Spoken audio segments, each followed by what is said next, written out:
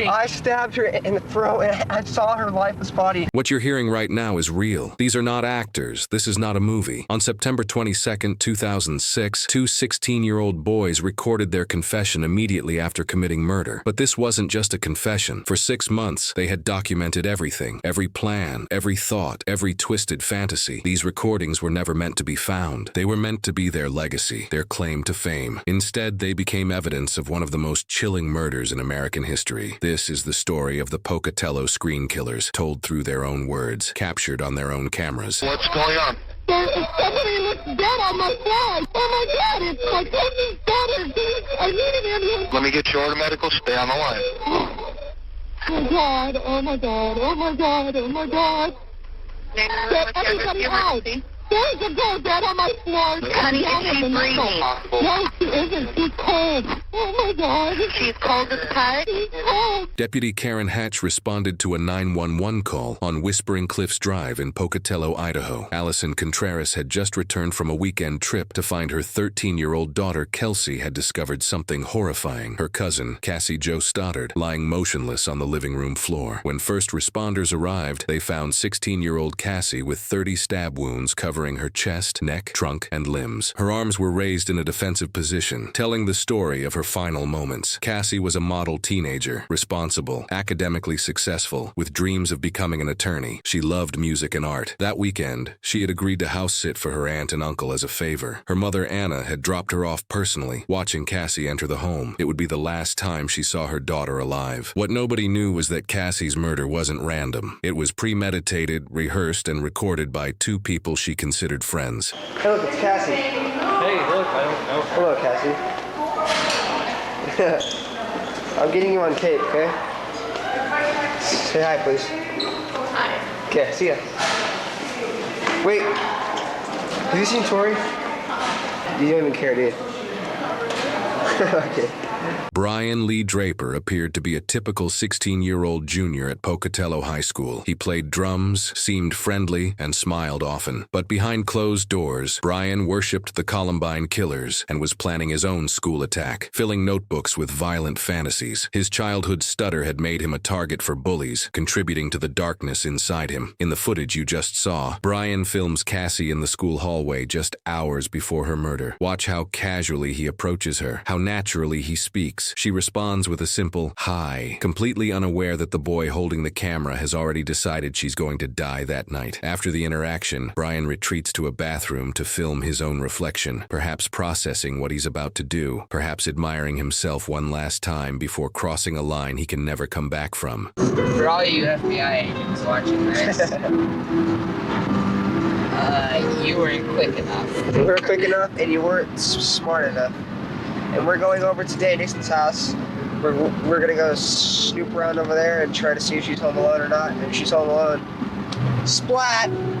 She did. Torey Michael Adamcik, also 16, was Brian's perfect complement. Where Brian seemed innocent, people sensed something was off about Torey. His locker was plastered with horror movie posters, a shrine to violence and terror. He aspired to be a filmmaker, and in a twisted way, that's exactly what he became. These two boys formed a lethal friendship, each feeding the other's darkest impulses, creating an echo chamber where murder wasn't just acceptable, it was celebrated and anticipated. They decided to recreate the movie Scream in real life, complete with masks, knives, and documentation. They wanted the world to see what they had done. They wanted to be remembered. Yep. People will die. Memories will fade. Memories will fade. I wonder what movie you got that from, Brian. Myself. We're going And for plus, a high death count. We're not going not to get caught, Brian. If we're going for guns, we're just gonna end it. We found our victim, and sad as it may be, she's our friend. But you know what? We all have to make sacrifices. Our first victim is going to be Cassie Stoddard and her God, friends. turn your brights off. We're bad.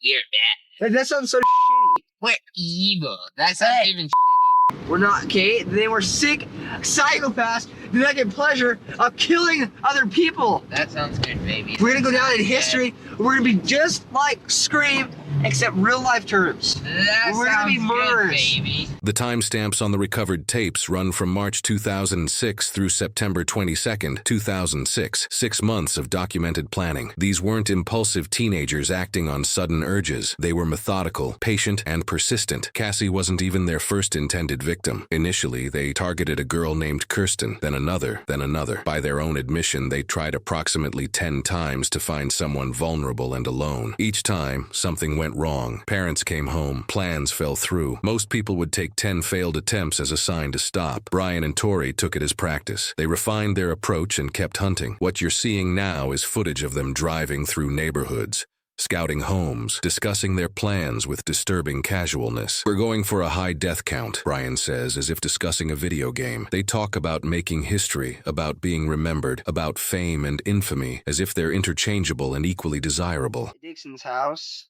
It's clear out there in the pasture. We've already snooped around her house a couple times. She's not home, so we're gonna go to the church over there, and we're gonna call a girl and a guy named Cassie and Matt. They're our friends, but we have to make sacrifices. So, I feel tonight it is the night, and I feel really weird. Inside my stomach and stuff, and I feel like I want to kill somebody. I'm sure you guys believe in God as well. I realized when I was in 7th grade, you don't believe in Santa Claus or vampires or werewolves. We are also taught that things like killing people and other thing is wrong. The only thing that it's wrong about is because it's breaking the law, and the law is only wrong. The law Natural selection, dude. Because Natural selection. That's all I gotta say. there should be no law against killing people. I know it's a wrong thing, but Natural selection. hell, you restrict somebody from it, they're gonna want it more. Exactly. Goodbye, camera. The tapes also reveal the twisted philosophical framework the boys constructed to justify their actions. Both had been raised in the Church of Jesus Christ of Latter-day Saints, but by this point, they had completely rejected religious beliefs. Torey argues that laws against murder are arbitrary, that they exist only to restrict natural selection. There should be no law against killing people, he states matter-of-factly. What's particularly disturbing is how they apply this logic. They've convinced themselves that societal rules don't apply to them, that they're operating on a higher plane of existence where conventional morality is irrelevant. This isn't just teenage rebellion. It's a complete rejection of the social contract that allows civilization to function. On September 22, 2006, the day of Cassie's murder, they skip their 4th period class and sit in the school library. Torey has a notebook where he's writing out scenarios, detailed plans for how the murder will unfold. They're both smiling at the camera. Not nervous smiles, not forced smiles, but genuine expressions of excitement and anticipation. To them, this is the day they've been working toward, the day all their planning finally comes to fruition. It's going to be cool, one of them says. They're talking about murder the way other teenagers might discuss a concert or a party. My friend's too to go investigate. Turn here. Too Why smart. are you turning there, dude? That's fast. Okay. Now we're gonna go over to Cassie and Matt's house. If they're home alone, we're gonna see. Cassie's house, Matt is there. That is there. Sorry. We're gonna go. We're gonna knock on the door. We'll see who's there. We'll see if their parents are home or not.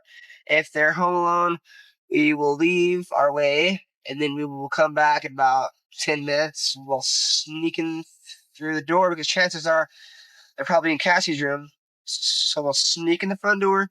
We'll make a noise outside, and Matt will come out to investigate, kill him, and it will scare the out of Cassie. As evening approached on September 22nd, Brian and Torey arrived at the Contreras home where Cassie was house-sitting. They came as friends, with the stated purpose of watching movies and hanging out. Cassie's boyfriend Matt was also there, which initially complicated their plans. At some point during the evening, Brian excused himself to go to the basement, where he unlocked a door leading to the garage. This was preparation, setting the stage for what would come later. The boys had brought a soccer bag containing their murder kit, 2 sets of gloves, 2 long-sleeved black shirts, shirts, 4 knives, 2 masks modeled after the Scream movies, and a pair of work boots. Everything they needed was ready. The plan required Matt to leave to isolate Cassie. Torey called Matt and learned that his mother would be picking him up soon. When Matt's mother arrived, Cassie was already frightened. Strange things had been happening all night. The lights had gone out. There had been odd noises, an unsettling atmosphere she couldn't quite explain. She asked Matt to stay with her, but his mother refused, suggesting instead that Cassie come home with them. Any other teenager might have jumped at that offer, especially feeling scared in a dark house in a remote area. But Cassie was responsible to a fault. She had committed to watching the house and taking care of her aunt and uncle's dogs, and she took that commitment seriously. She stayed. It was a decision that cost her everything.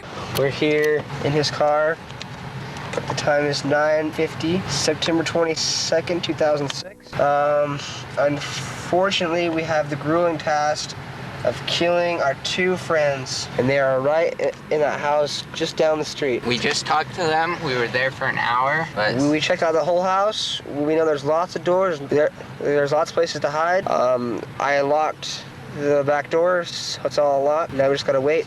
And we're really nervous right now, but we're ready. At 9:50 p.m., Brian and Torey sat in Torey's car, parked down the street from the Contreras home. They turned on the camera one final time. "We have the grueling task of killing our 2 friends," they say, as if it's just another chore. "We're really nervous right now, but we're ready." Then they suited up. Black shirts, gloves, red and white masks, just like Scream. Each took a knife. They entered through the door Brian had unlocked earlier, cut the power, and waited for Matt to leave. Once Cassie was alone, they attacked. 30 stab wounds to her chest, neck, trunk, and limbs. She fought. She screamed. Brian would later tell investigators that her scream was unlike anything in the horror movies he loved. It was real. Cassie Joe Stoddard took her final breath on the living room floor, murdered by 2 people she had considered friends. We're gonna go down in history. We're gonna be just like Scream, except real life terms.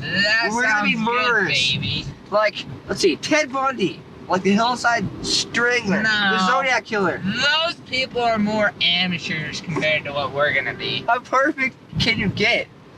I mean, like, holy dude. I'm horny just thinking about it. Hell yeah.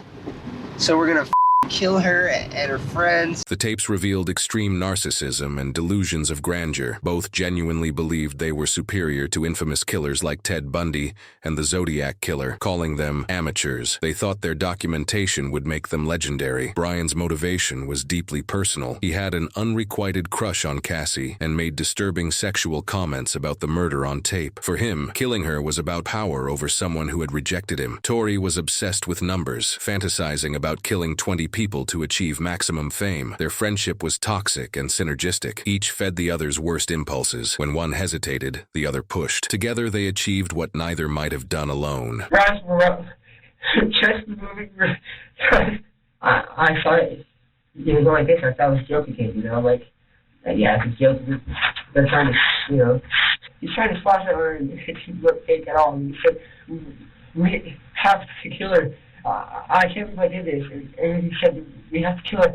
And so we stabbed it out of the way. And it just kept, I heard it go in. I heard chest, like pound on the chest. The tapes were discovered shortly after the murder, creating one of the most documented cases in American criminal history. Both Brian Lee Draper and Torey Michael Adamcik were tried as adults, convicted of first-degree murder, and sentenced to life in prison without parole. Today, they remain incarcerated at Idaho State Correctional Institution. They achieved the fame they craved, but not as they imagined. They're studied as cautionary tales of toxic friendship and violent obsession. Cassie Joe Stoddard was 16 years old. She never became an attorney, never graduated high school, never had the future she deserved. It was stolen by two boys who wanted to be famous. These tapes are a haunting reminder that evil doesn't always announce itself. Sometimes it sits next to you in class. Sometimes it smiles in the hallway. Sometimes it calls itself your friend. This is the story of the Pocatello screen killers, told in their own words, preserved as a testament to a crime that should never be forgotten and a victim who should always be remembered.